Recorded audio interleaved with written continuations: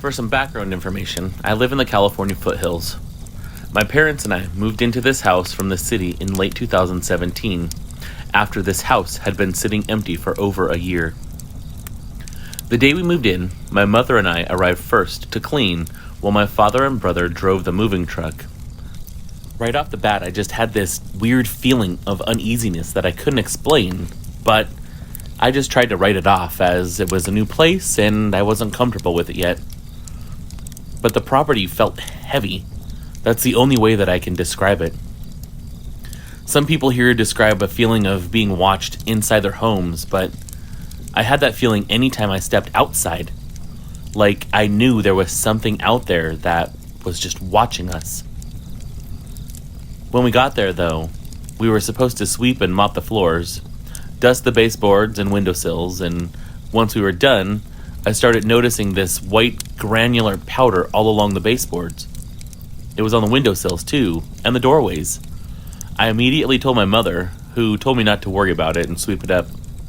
By the time I got everything swept up and cleaned off the windowsills, I was certain that this was salt. And it was a lot of it. But fine, whatever. Again, I just tried to brush it off, ignoring that uneasy feeling too. The people that lived here might have just been superstitious. That's fine. I could live with that. We unpacked the truck over the next week, and I was setting up my room when the next bizarre event started happening. Knocking on the windows. Always quick raps that sounded like someone knocking with their knuckles. It would happen so often on all the windows in the house. But when you would turn, no one would even be there. You'd go outside, no one would be around the house. No footprints, no sign, nothing. And it only escalated. My brother and I would walk the dogs around the property. They were small, older dogs who were always good-natured and calm, except any time they went outside this new house. They would growl and puff out and get extremely agitated. They'd run around barking and stare off into the tree line and just act really, really weird. They hated being outside. And then we started finding the animal carcasses. They were always small creatures like rats or toads or bats. The biggest we ever found was a raccoon. The animal had been gutted. It was one deliberate single slash down their torso, starting with their chest and ending near their rear. Never did they ever have any internal organs left. They looked practically mummified, like something had sucked the fluid and blood and organs right out of them. It was the one most bizarre and brutal thing that we experienced the entire time that any of this was going on, and by far the most bizarre thing that I've ever seen in my life. My brother would stay up late in his room on his computer every night. He liked to game with his friends until the early morning hours.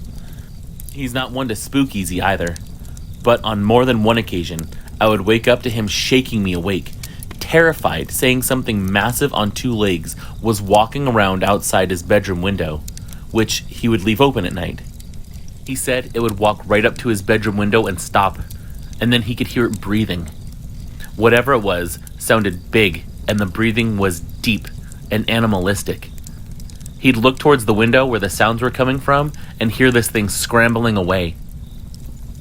I never saw it with my own eyes, and neither did he. But the motion lights would come on outside and activate every single time that my brother would experience this. They were the lights that were leading to the woods near the back of our property. I know what you're thinking. Everything can probably just be explained by normal circumstances. Everything can be explained rationally. It could be a crazy person living in the woods or some neighbor messing with us for whatever reason. Well, that's what I told myself too, so I could sleep a little easier at night. But then the banging started. It was so loud, and it would sound like it was coming from everywhere all at once. The walls would literally vibrate. Picture frames would rattle right off of the walls.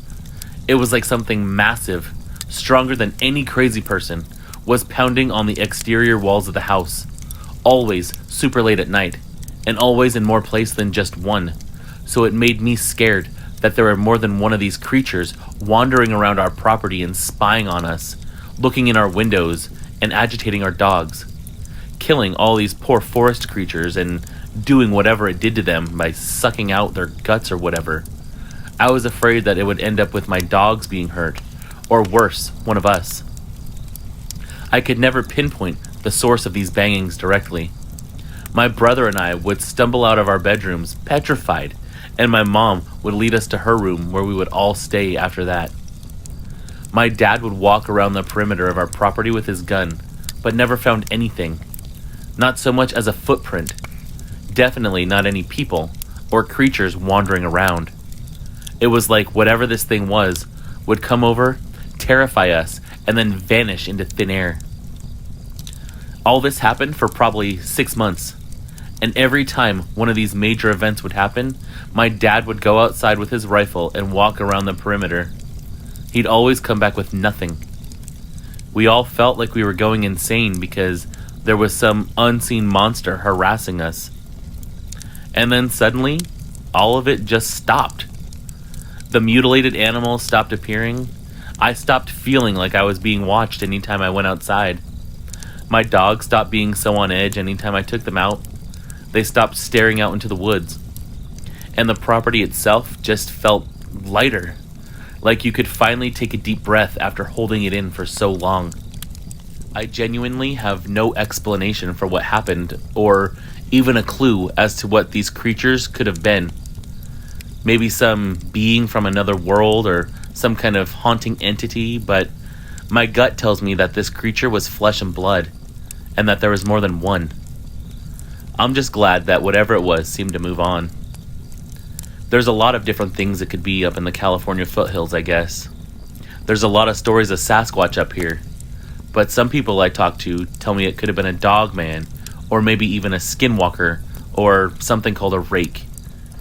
Truthfully, I don't know what it was, and I'm perfectly fine not really ever figuring it out, just in case it wants to come back. I would rather just tell my story and hear other people's opinions than be able to shed any more light on it because of another encounter.